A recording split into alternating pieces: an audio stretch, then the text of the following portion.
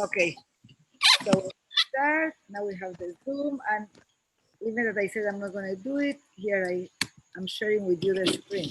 I will have to use it myself. Okay, share. Parashat Nitsavim. We're going to do a lot of reading today because the psukim are really saying it all. Let me just remove my phone. Okay. Our Parashat Nitsavim, is actually the continuation on the speech that Moshe Rabbeinu began before. We are in the last day of Moshe's life. Sad to say, the last day of Moshe's life, yes. She's saying parasha. I'm going to mute them. Okay.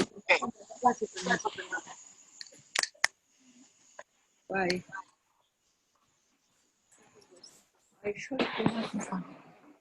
Ladies, can you mute yourself?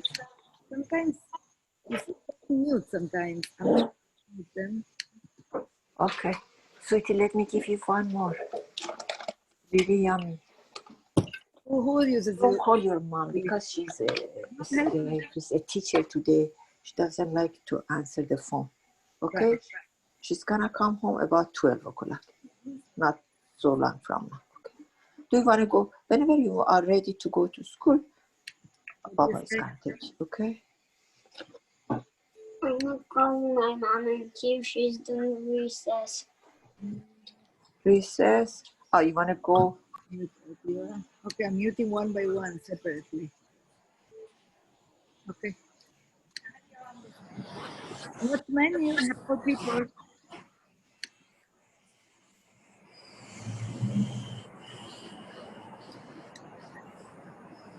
Six.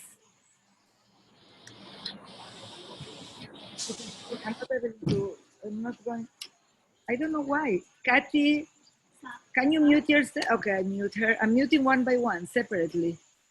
It doesn't answer me. Okay, so our parasha is the continuation of what happened before. And if you go backwards, I really wanted to have Kumashim today.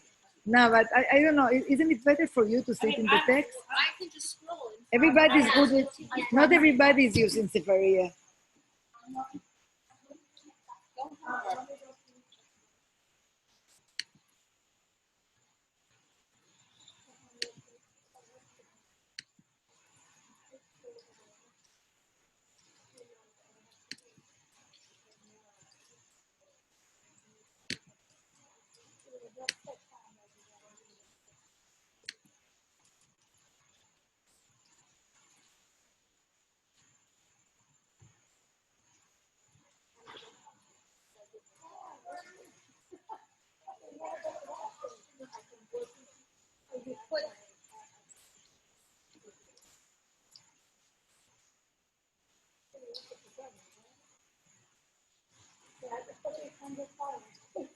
Sorry guys, we went to look for Kumashim, that's why I'm not starting yet.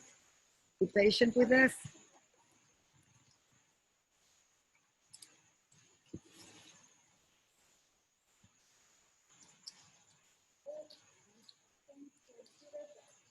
I was sure that when it rains, you get all wet here. I didn't know it protects so well. This is not a sukkah. No, you need the schach. They have to remove this and put the sukkah. Will they leave the structure? No, it has to be flat. The rain has to be able to come through. That's to play through. But it's okay to have only 3 walls, right? And just leave the one wall open. I see you keep working on your sukkah. I don't know. I still don't know. It's honestly, I have a problem with storage. I don't see anything wrong on renting every year. Like, why do you need to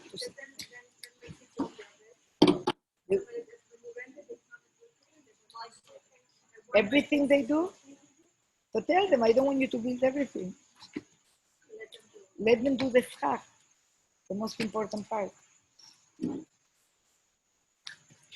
Okay, so we have our Kumashim. And we're going to see the first psukim of the parasha from Tet to Yudbet, from 9 to 12. Yes. So ladies, I'm sorry, I'm not going to be able to go with you with the text because we're following the Humashim. So you will, I'm just leaving this psukim in front of you, and then we will talk about this. Okay, so Moshe Rabbeinu is telling the people, you are standing today, all of you, before Hashem your God, the heads of your tribes, your elders, your officers, all the men of Israel, your small children, your women, and your proselyte who is in the midst of your camp, from the hewer of your wood to the drawer of your water, for you to pass into the covenant of Hashem your God, and into his imprecation that Hashem your God seals with you today, in order to establish you today as a people to him, and that he be a God to you, as he spoke to you, and as he swore to your forefathers, to Abraham, to Yitzchak, and to Yaakov.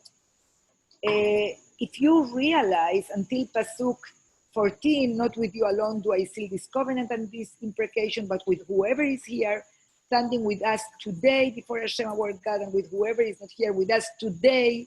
Did you realize how many times we are repeating the word today? It starts, Atem Nitsavim Hayom, today, right? Then on Pasuk, on Pasuk Yudbet, twice again, today. Like we have today, like at least 3 times.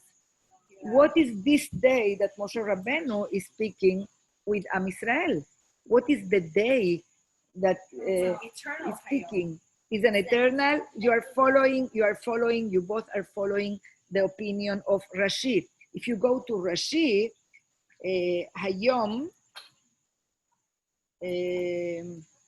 on Pasuk, where is Rashi referring to this?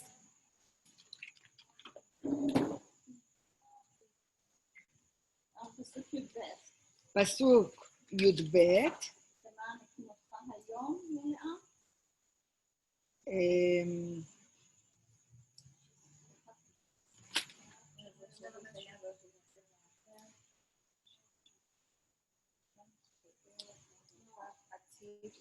Yeah, it's the Rashi and Hayom.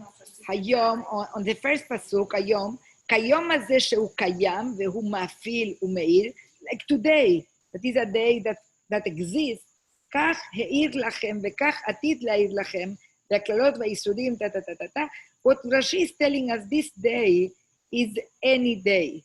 This is the day that you will have, every day of your life, you are kind of reenacting this pact with Hashem over and over again. Rashi brings a very similar approach.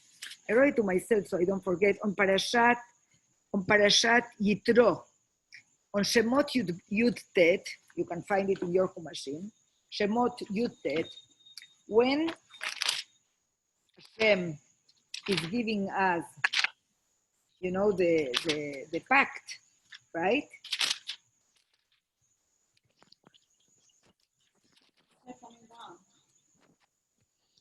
Let's see who can find. Okay, where? I think. That's good. Now, it's to get like this. Okay, you find it later. I just wrote what Rashi says. What does it say? Why it says Bayom Hazeh and not Bayom Hahu? Bayom Hazeh, Hashem is telling us, on this day, I'm making this pact with you. So Rashi asks, why does it say Bayom Hazeh and not Bayom Hahu?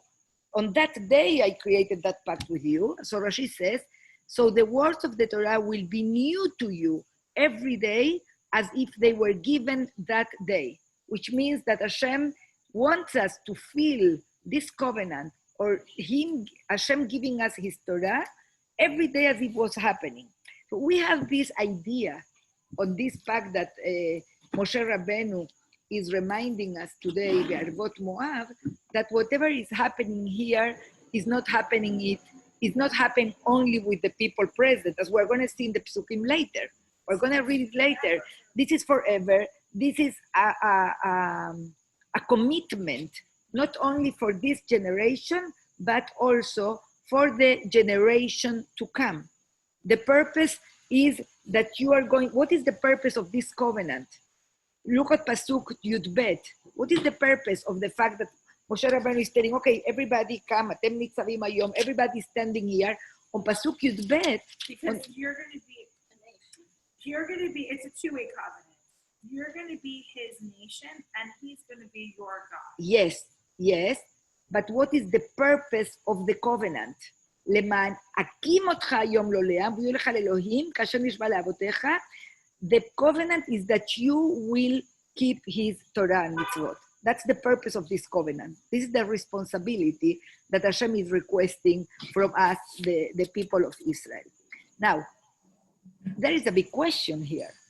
There is a big question. How come the fact that a group of people that are standing there and are accepting Hashem's covenant is going to make us also be obligated to it? Like with what is the right? What if I don't want? What if I don't feel like it? Why does it have to make me being committed? Why do I have that responsibility, that obligation? I was just listening to another shiur and they were talking Rabbi about Foreman? this. No, it was John. Oh. And he was talking about this and he gave if you're making if you're giving something good to somebody, you're allowed to do it in the future. You're safe keeping something. Therefore, you're allowed to make a commitment for a future because it's something good. And so if you're doing something good for somebody, they shouldn't be complaining about it, right? Okay, interesting. Still, what if I don't want? You think it's good for me, I don't want it. What from where that obligation is coming? Well, we have to also, like you're supposed to teach your future generations to observe the Torah. So that in and of itself becomes the vehicle for you to do it. Like you have this breed, you have this covenant with God, and he's giving you a responsibility. And within those responsibilities is also to teach your children in order to then, for them to teach their children. So it's like all kind of built into one into the other. Okay, where does it start? You're speaking about teaching your children. Where does it start? Go to Perek. Yes. Go to Perek 17 before that. Go, or after that is the Brit Milah. We have two pacts with Abraham. Brit Milah and Brit Ben Abetarim. If you go to Perek 17 in the book of Bereshit, you know Abraham was 90 years old, and Hashem is giving Abraham all these promises. What is Hashem telling Abraham? Abraham was 99 years old. Hashem appeared to Abraham and said to him, I am El Shaddai, walk before me and be perfect. I will set my covenant between me and you, and will increase you most exceedingly. Abraham threw himself upon his face, and Hashem is telling him, as for me, this is my covenant with you. You shall be a father of a multitude of nations. Your name shall no longer be Abraham. Then Hashem is telling him that he's going to make him fruitful, that kings will descend. And I will ratify, Pasuk 7, look at Pasuk 7.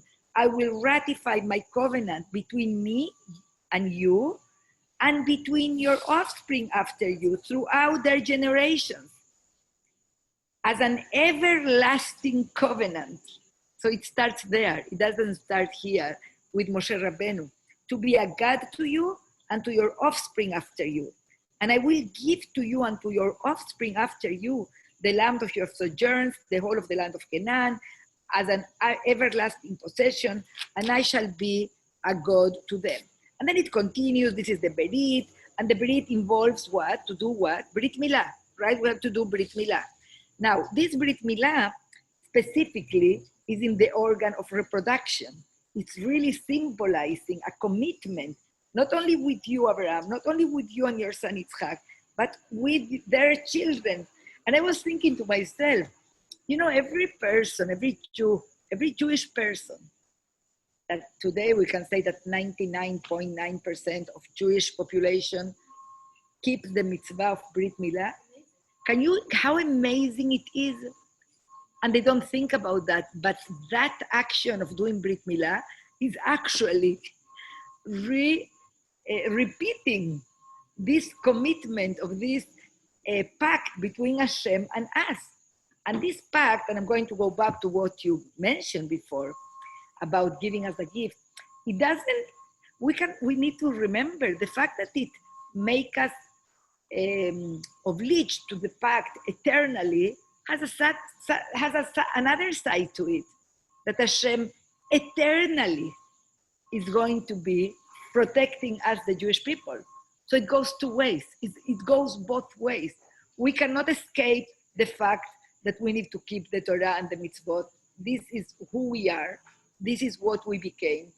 This is what became our DNA already. That's why we cannot come and say we don't want to do it. I want to go out of the pact. That's it. This is our genetic predisposition, our genetic, how you say, not building, whatever. It's who, the DNA, I say, it's our genetic build-up. I don't know how to say that, but it means that this is who we are, who we became. We cannot escape that. And it has a good side to it, because the fact we cannot escape that, but HaKadosh Baruch Hu is also holding into that pact. And that means that Am Yisrael, what we see in Am Yisrael Chai, it's eternal. Am Yisrael is always there because Hashem is always there protecting us. And no matter how much we go through, problems and how much we suffer, HaKadosh Baruch Hu is going to keep his part of the promise. Yes.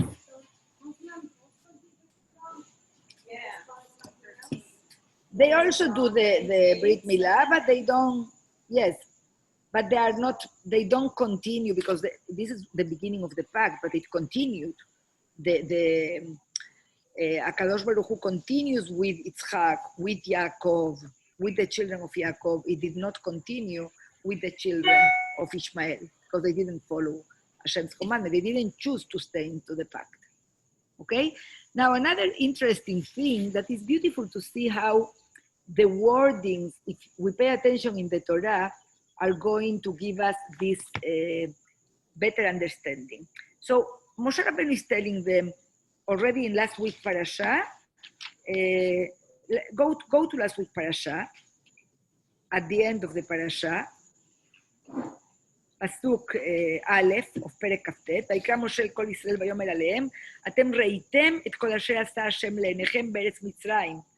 Moshe told them, you have seen everything that Hashem did before your eyes in the land of Egypt, to Paro and to all his servants and to all this land. The great trials that your eyes beheld, those great signs and wonders. But Hashem did not give you a heart to know, or eyes to see, or ears to hear until this day. What does it mean? What does it mean? He gave you you saw everything before you had the eyes and the ears to really appreciate it. Okay, I continue reading. I'll go back to you later. I led you for 40 years in the wilderness. Your garment did not wear out from on you, and your shoe did not wear out from on your foot. Bread you did not eat, and wine or intoxicant you did not drink, so that you would know that I am Hashem your God. Then you arrived at this place, and Sihon, king of Heshbon, and Og, king of Bashan, went out towards us to battle, and we smote them. We took their land, etc., etc., and here we are. It's like Moshe Rabbeinu is telling them, you were, Moshe Rabbeinu is reminding us, we had a covenant. That covenant was when? In Har Sinai. We already said there, yes, I do, right? HaKadosh Baruch Hu told us, Anochi Hashem Elokecha, Asher hoteticha meretz Mitzrayim.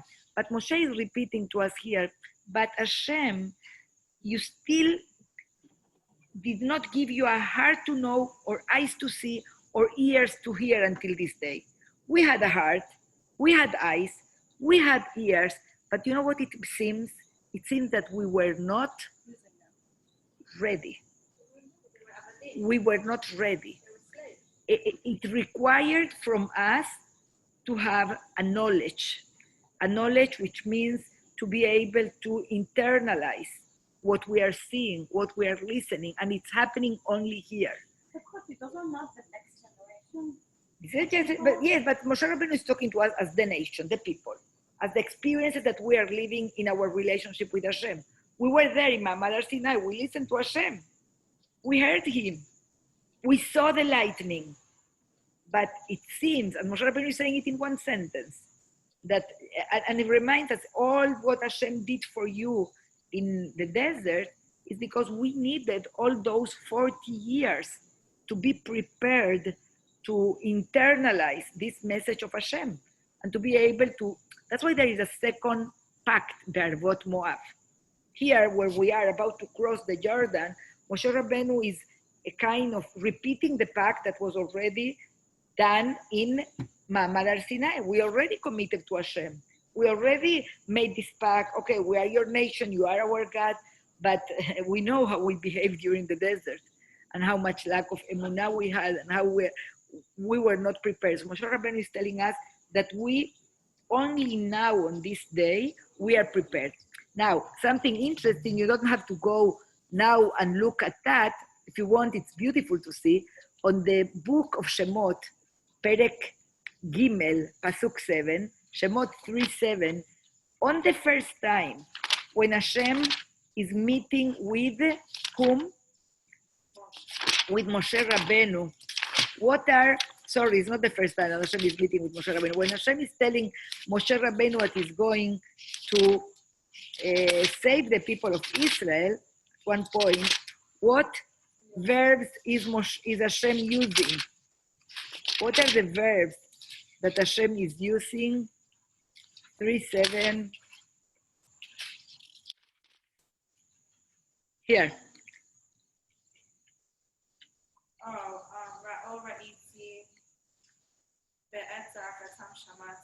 You see?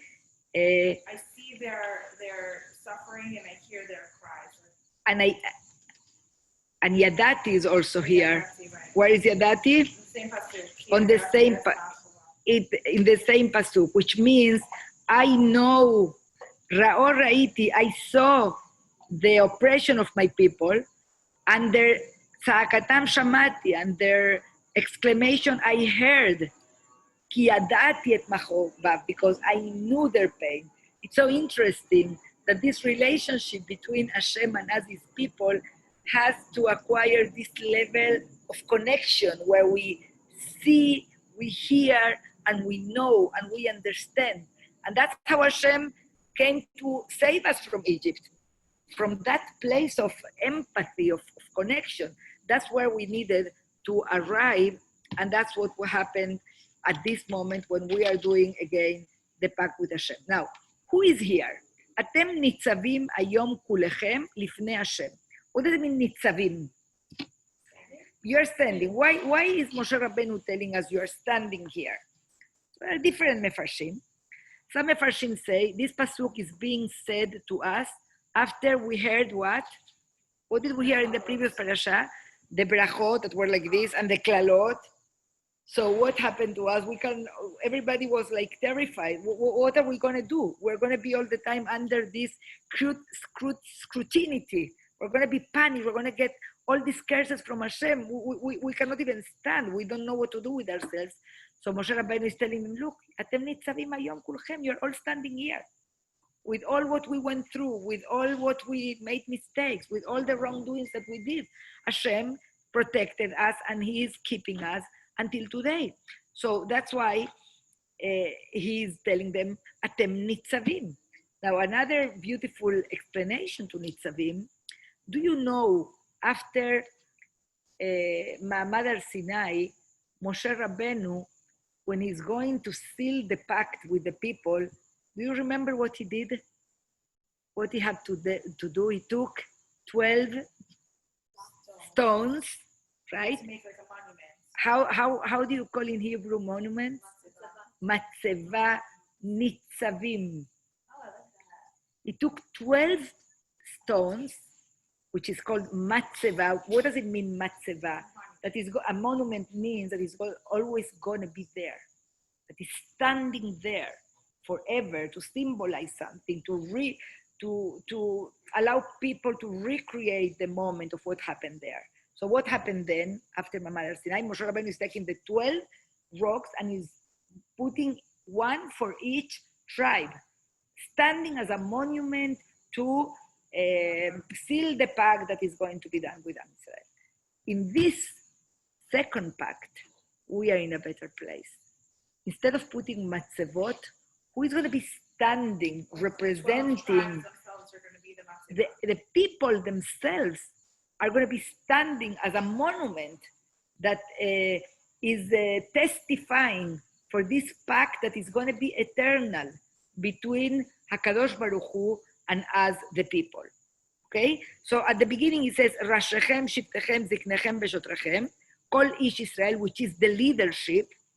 First of all, he mentions all the leadership, the heads of your tribes, your elders, officers, all the men of Israel. But then on the next pasuk, he mentions every other people of Am Israel, small children, women, proselytes, from the simplest, from the one that cuts the wood to the one that draws the water. Everyone is going to be here to pass into the covenant of Hashem. Okay, again, the repetition is all the time. We are a people to him, and he is a God to us. Forever, eternally, the same way we cannot escape the covenant, Hashem is going to be always for us. So I continue. Now we have a warning against... And I'll get this started immediately.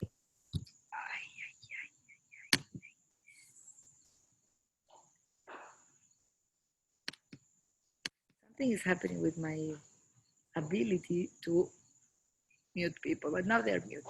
Okay. So I'm going to skip, actually. I'm going to skip. Have you read the parasha? Have you read it? Okay, let's read first. Okay. For you know how we dwell in the land of Egypt and how we passed through the midst of the nations through whom you passed, and you saw their abominations and their detestable idols of wood and stone, of silver and gold that were with them. Perhaps there is among you a man or woman or a family or tribe whose heart turns away from you. Turns away today from being with Hashem, our God, to go and serve the gods of those nations.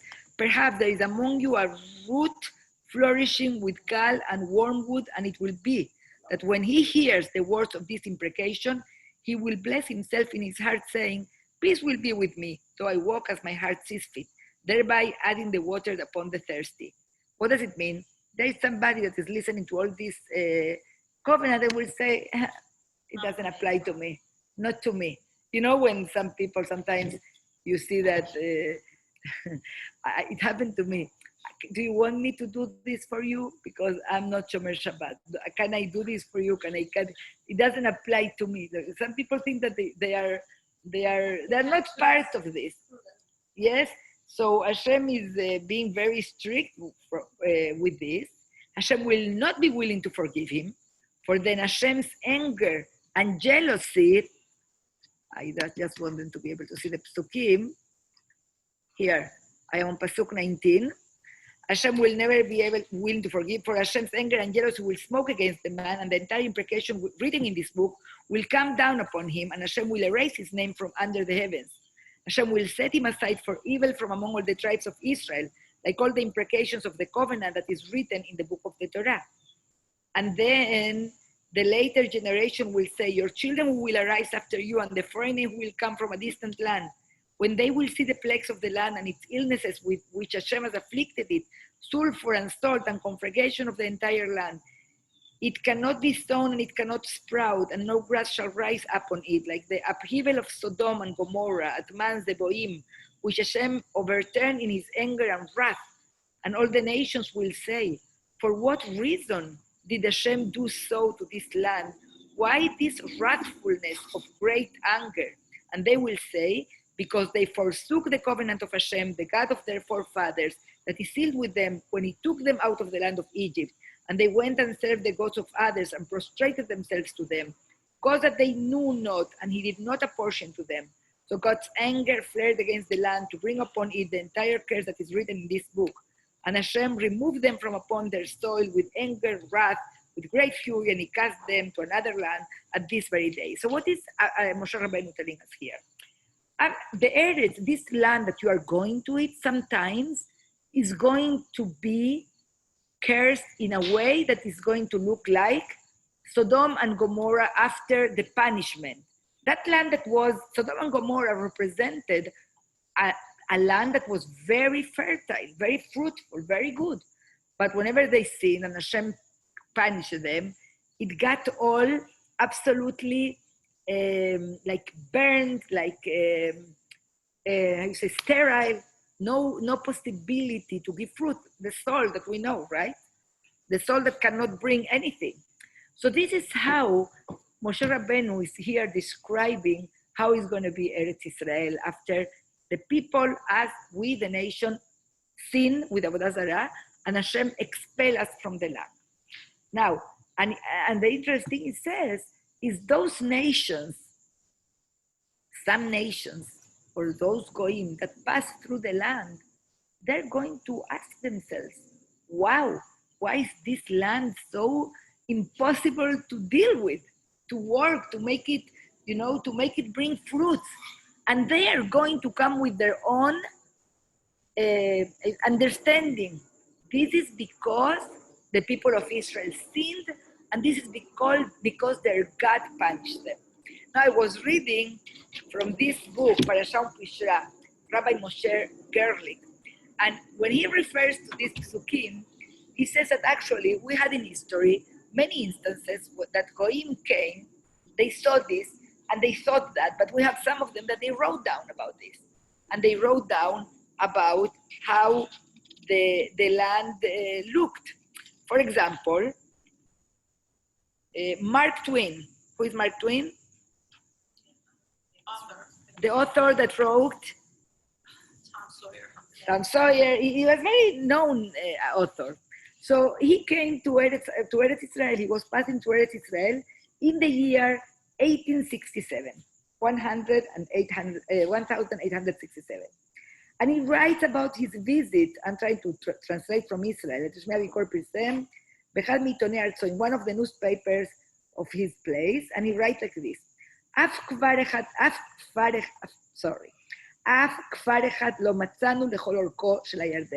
we went through the Jordan, we didn't find even one little village. We went 30 miles to this direction, 30 miles to that direction. 10 miles, you can walk like 10 miles and not find anyone, not finding any village, any people. Even minyan you didn't find. And he says, about this area, there is one prophecy. They believed in the Bible. So he's bringing the prophecy that Hashem is going to make the Eretz Shemama. That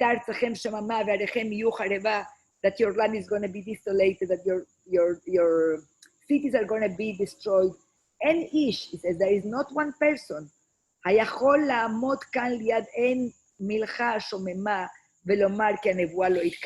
nobody can come here and say the prophecies never happened. So a goy that is passing through the land and is recognizing these prophecies are happening as it's told us in the Bible, and it's happening because of the behavior of Israel. But the good news is that our Chachamim, whenever they read this parashiot on all these curses that we got, they found in some of the curses certain blessings. For example, and I'll give you 3 examples that this Rabbi Gerlich brought on our parasha. And he says, this is one of the examples. When the land, Hashem cursed the land in such a way that would be so sterile, wouldn't give any fruit, would be all full of, how you say, betzot, plantain, swamps. It was impossible to live. It was impossible to be there and stay healthy. So Hashem is doing that. So there will not be other goyim, other nations that can come and take over our land.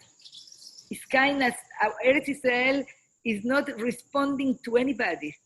It became absolutely like Sodom and Amorah, and like impossible to give fruit, impossible to respond to the men that are trying to bring fruits from it. Why?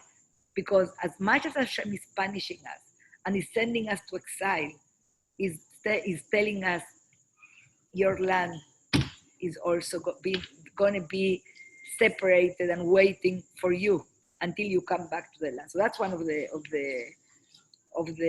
klalot that Chachamim saw as a bracha. Another one that can be found in this klalot, that is a bracha, is the fact that whenever Hashem sends us to exile, you know what would have been easier for us? Imagine that He sends us to exile and we stay all together in one specific place. But no, you know how was our exile, right? Our exile didn't end in one time, Babylonians sending us out or the Romans sending us out. The curse of the exile keeps repeating itself over and over again. Like you are here, and then the Goyim decide that they hate you, and then they expel you from there, and then you cannot stay in England, you cannot stay in Poland, you cannot stay in here. And we kept being sent here and there, and we are all dispersed. And after the Inquisition, Jews had to escape, and some went to Turkey, some went to Morocco, some went here. So that's kind of a worst kelala, worst curse, because if we would be all together in exile, at least what? At least we have the nechama, the comfort of being with each other. But the fact that we are expelled everywhere, so he says, Chachamim understood that this was part of the blessing, because we saw throughout history, I mentioned Inquisition, Holocaust, what did we see? Not all the Jews were killed, just whoever was in that. Exactly, and we saw that with Yaakov Avinu. You remember Yaakov Avinu? Whenever he's preparing his children, he separates them and he says, Im yavo, if Esav hits one part of the camp, the other one will survive. So this is exactly what Hashem did with us. He expelled us in exile, but dispersed. So we were punished with exile and dispersion. And that seems like even more difficult. But that was in order to protect us, to keep that pact that we're saying, that as much as the saying that we need to keep Hashem's mitzvot, Hashem is promising us that He's going to protect us eternally, forever. So yes, we have consequences, we suffer, but Am Israel as a nation will stay forever. And the last bracha that Hashem is giving us, that is the pasuk, V'haya leshama, lemashal, v'leshnina. When Hashem sends us to the different nations, we're not going to be loved, we're not going to be, embraced. They're going to hate us, there's going to be anti-Semitism, and everybody knows what is that curse, what is the bracha that inside that curse. That is what protects us from assimilation and keeps us Jewish. So the Goyim are going to see that, as we said. And Hashem is telling us, look how beautiful is this. Go to Pasuk. This parasha is usually read either in Shabbat Teshubah or in Shabbat before Rosh Hashanah. And it so much shows the events of our days, of our Chagim, right? Go to Pasuk. To Perek Lamed. Let's go to Perek Lamed.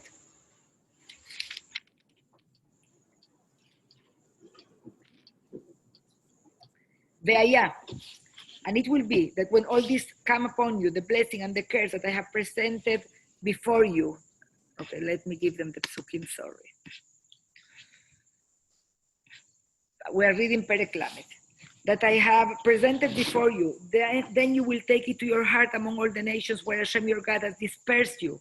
And you will return unto Hashem your God and listen to His voice according to everything that I command you today, you and your children, with all your heart and all your soul. Where did we say all your heart and all your soul? Shema Israel. This is on the same speech that Moshe Rabbeinu is kind of wrapping up. This is the goal, this is the purpose. That you listen and you return to Hashem and listen to His voice with all your heart and all your soul. Then Hashem your God will bring back your captivity and have mercy upon you. Sorry, I'm going a little bit backwards. When I say that this is the purpose that we need to return to Hashem and listen to His voice, is exactly what the motto, the theme that we're repeating over and over again in Rosh Hashanah, which is Malchuyot. Rabbi Foreman has beautiful, I don't know if I'm sure you did. I was listening to some of his entries on Teshubah, on Rosh Hashanah. I loved it, beautiful. If you can find it online, go and you will learn a lot. So it says that Malchuyot is taking upon ourselves Hashem as our king. That's why after Rosh Hashanah, we're going to start saying, I will change, Ha'el HaKadosh, HaMelech HaKadosh, HaMelech HaMishpat. We repeat over and over again, the Melech, and this is part of the Tefillah of Rosh Hashanah. Malchuyot, what does it mean? When I say Hashem is my king, what does it mean?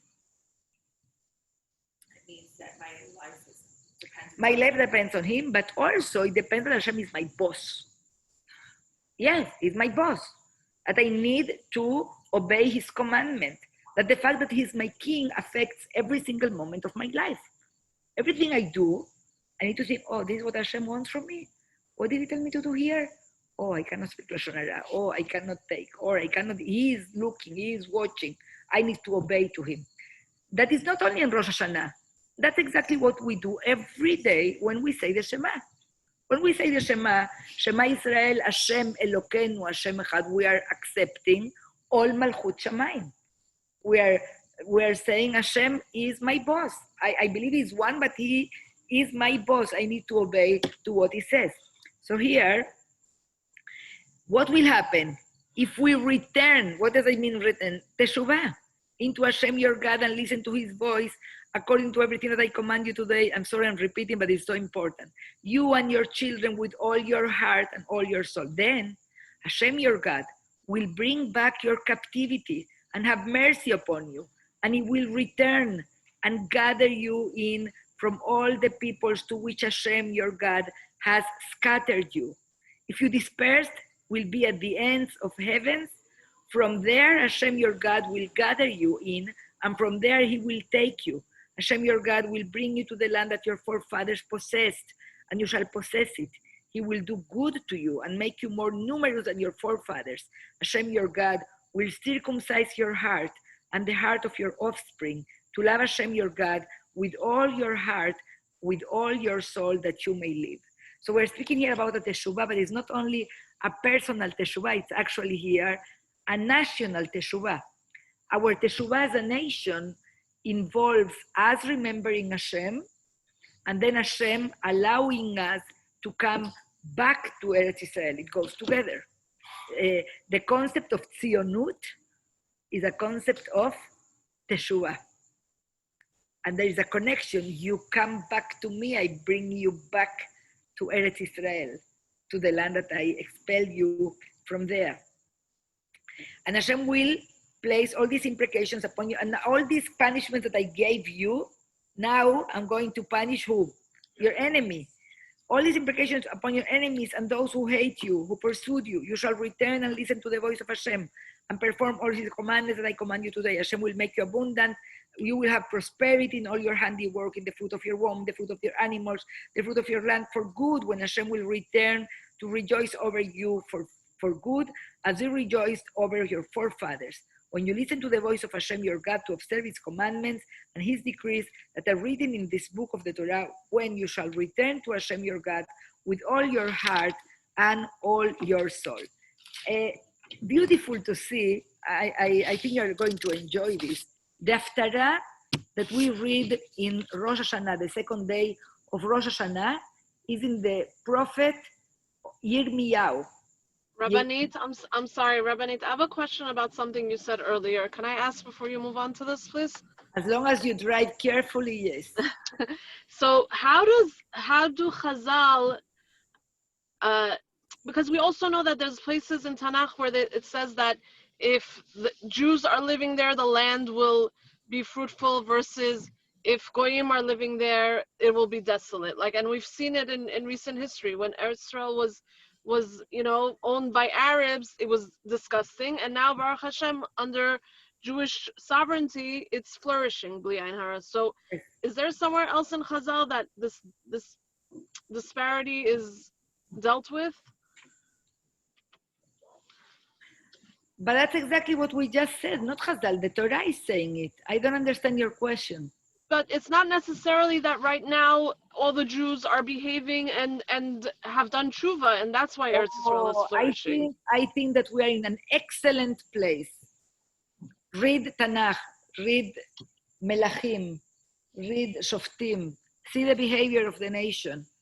I don't think there was ever so much Torah as we have today in Eretz Israel. We have a long way to go still, but we're in a good place, I think. And you know, I think we need to remember, and listen all of you, I think this is interesting. You know, Chachamim tell us that in the times of the king Achav, that was one of the weakest kings we had. You know, Achav is the one that Eliyahu confronted and made all this ceremony in Har Carmel. He was married to this Isabel, the Goya, and they killed Nevi'im, and they did Avodah Zarah, and they were not good.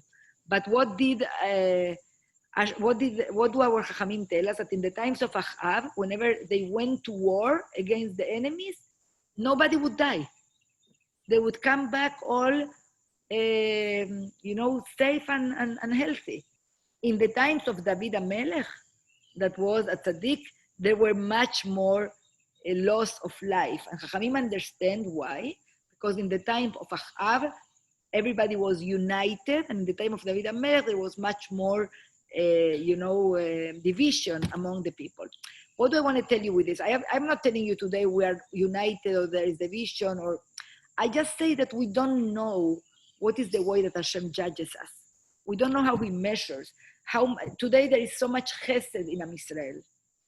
Think about all the organizations of chesed, Yad Sarah, Ezer Mitzion, how we are really Or Lagoim. We are a light to the nations. We are there helping whoever needs. There is so much, what? There is a Tikkun Olam. There is a lot of Torah, a lot of yeshivot. Yes, there is a lot that is not good. But we don't know exactly what is the measurement that Hashem is taking to decide. And I don't know. I don't know how to say this, but what the Tanakh is telling us happened.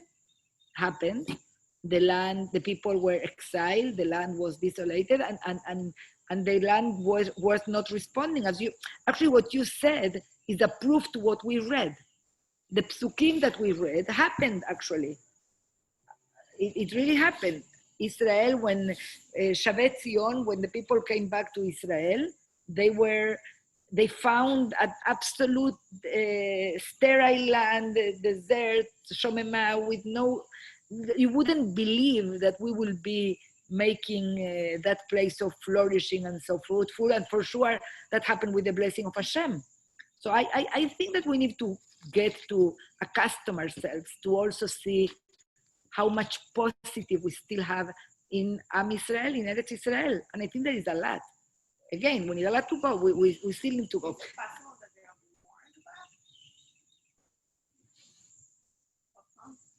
And then there's more. There's nothing. Listen, that's the fear. That's the fear that we have. Listen, now I'm going to read with you the after. Wow, 5 minutes. The Haftarah of Yirmiyah, of Rosh Hashanah. The prophet Yirmiyah was in the time of the first Bet HaMikdash. He was the one that came in the name of Hashem and told us, kept telling us, do Teshubah, Hashem is going to exile you, Hashem is going to destroy the Bet HaMikdash. At the same time, there were few prophets that they were Nevi'eh Sheker. They were lying and they were telling, don't believe, Hashem will never destroy his home. It's Hashem's home.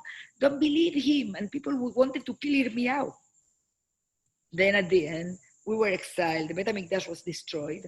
And now, all these prophets that were lying, their words didn't happen. So Yirmiyahu is afraid that the people are going to lose hope.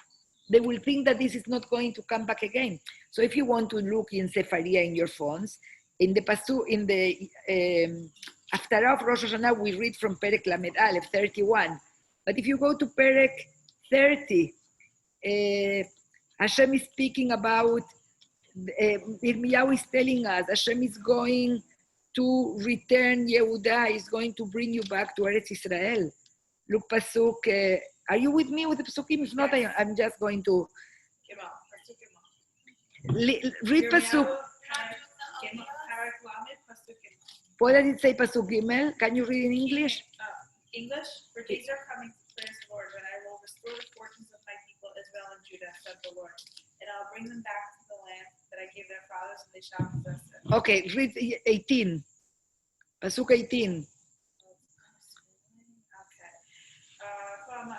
Thus says Hashem, I will restore the fortunes of Jacob's tents and have compassion upon his dwelling. The city shall be rebuilt on its mound and the fortress in its proper place. Okay, Yirmiyahu is speaking, Yirmiyahu is speaking about how Hashem is going to bring us back, how he's going to rebuild Jerusalem. Look at the Haftarah of Rosh Hashanah, Perek Lamed Aleph. כה אמר השם, מצאכם במדבר, עם שרידי חרב, הלוך להרגיעו ישראל. Hashem is telling, I love these people in the desert. Those that are coming from Egypt, those that wanted to kill them. Merachok Hashem nir'eh li. So the people answer, that happened a long time ago. That's Merachok Hashem nir'eh li. But the Navi answers in the name of Hashem, Ve'ahavat olam ahavtich. Al ken meshachticha. Hashem is telling us, but my love for you is eternal. I always love you. I always love you. Od evneh v'nivnet betulat Israel. I'm going to rebuild you, the young girl of Israel. Od ta'aditu paich v'yatzat b'machol. You're going to come out and dance and have music, and you're going to plant vineyards.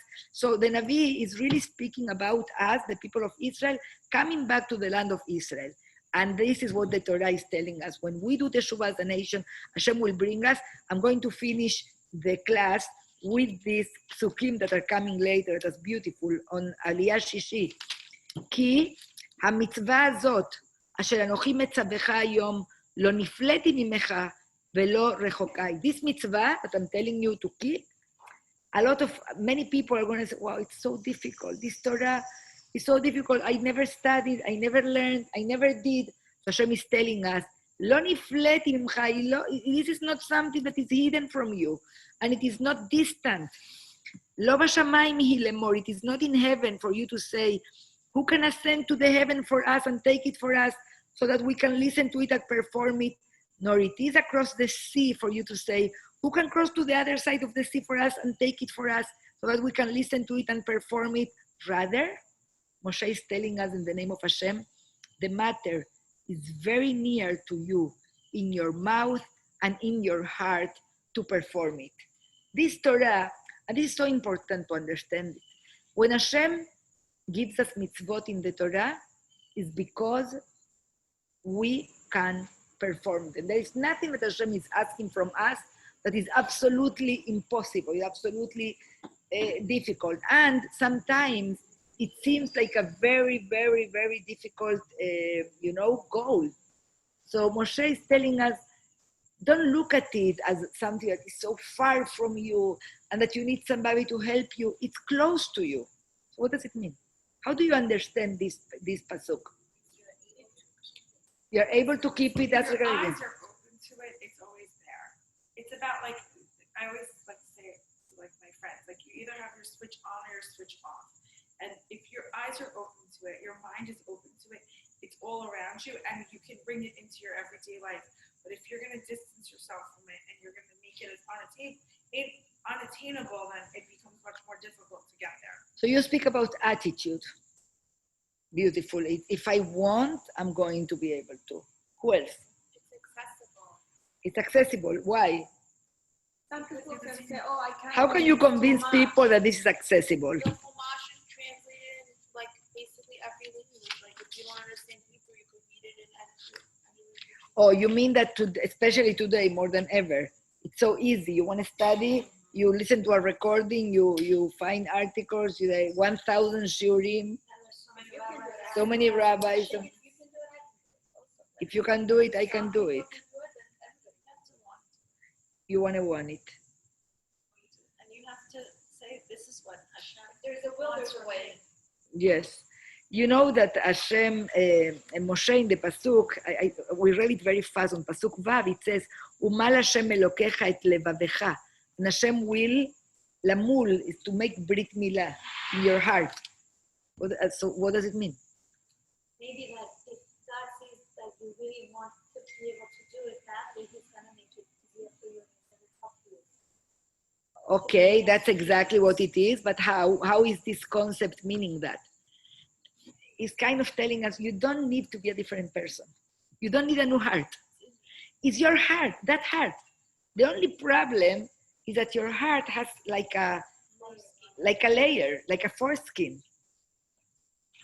You need a Brit Milah in your heart. That's what's not allowing you to reach, to get, to absorb, to listen. And the good news is that who is going to do that Brit Milah? Umal Hashem Elokecha et levavecha. As I said on Shabbat, that's what we said in the class, that once you have the right attitude, once you start, once you open yourself to it, Hashem is going to help you. That's why it's not so far, it's not so difficult, it's not Mever Layam, it's not across the sea, it's not up in the mountains. Hashem is going to be helping you there. You just need to begin. You just need to show interest. You need to want. Because that heart that you have is ready for it. It needs to be scratched a little bit. You know when it's, to my opinion, the foreskin that covers the most our heart, you know what it is? That's my opinion. Materialism.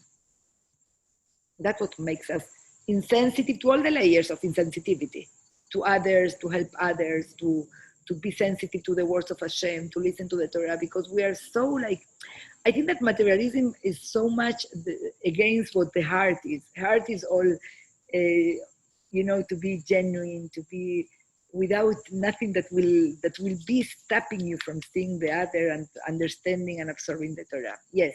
I think also Hashem gives us situations and experiences that are there in order to help circumcise our hearts. Oh, that's beautiful. That it may not come to you naturally, but then something happens to you, and that's like almost Hashem's way of giving you that opportunity to then open your heart. That stone that is gonna just wake us up. You have to just remember that it's waking up. That's a beautiful, you know the story, right? That's a beautiful story. That's another way of The stone that is thrown at us. Wake You want to tell us a story, Kathy? I hope I remember it, that there was this, it's a story. It's a mashal, of course, a story. This person, this man had a son, and the son had to go to study somewhere or whatever. I don't know, I don't remember the details, but he distanced himself from his father, left the house, but every time he would pass next to the house, the father would throw him a coin, like to take care of him. So that this son would go through and say, wow, a coin, how lucky I am. Takes the coin, uses it. And then the father was expecting from the son, when he takes the coin, to look up to see from where is that coin coming. But nothing, day after day, he gets the coin and continues, gets the coin, uses it, enjoys it, continues. And the father is wanting so much this relationship with his son. He wants his son to look back, to look up, to see, I am here, my son, I love you, I'm taking care of you. But the son doesn't look up. So one day the father says, this is not working. And instead of the coin, he throws a stone, a rock, a little rock. And then, oish! Who is this? And then the son looks up. And that's how he discovers his father. So sometimes the mashal says, Hashem is giving us brachot, and he's giving us everything good, and he's helping us with our life. And we forget to remember that it's coming all from him, all our brachot, to thank him, to have him present in our life. And Hashem says, he doesn't even remember I'm here. So he gives it a little bit, tick. And then, why? Not fair, right? But and then we look up. I think that Colette said something that involves also positive experiences or moments of truth, of emet. And a Rambam, doesn't have to be a punish. A Rambam, and with this we finish, explains it beautifully. He says sometimes there is a person walking in the desert and he's lost and he doesn't know to find his way, and it's dark and it's night and doesn't know what to do. But suddenly there is a lightning. There is a lightning, and then this man has two possibilities whenever there is a lightning. One possibility is take advantage of that light and look where I am and continue my way. Or there is a light and you can say, wow. And you can stay in the wow. So Hashem sends us sometimes situations in life. Like, I don't know, the coronavirus that we have we are still all experiencing, teaching us his control, his power over us, our vulnerability, how little we know about our lives, how little we know what's going to happen next year.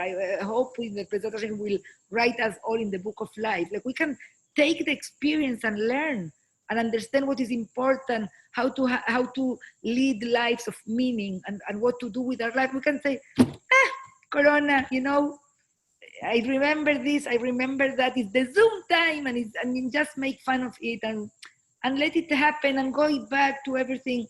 I remember, this is personal. I went to Century 21 with Teila. She needed a jacket, couldn't find a jacket anywhere for Israel. And I remember the feeling that I had. I haven't gone shopping for a long, long time. And it was like a shock, finding myself looking into the racks and seeing people shopping. And then suddenly I said, wow, everything is again the same. Like we go back, it's nature, it's Baruch Hashem, Bezrat Hashem, may we go back to our lives. But what are we taking from our experiences? And Chachamim tell us that sometimes when Hashem sends an experience for us to learn and we don't learn, pretty bad. That's pretty bad when we are going to continue with our lives after we got that rock here and we didn't even look up. That's bad. So may Hashem help us and take upon ourselves all these beautiful messages of the parasha. Keep reading. I sent you the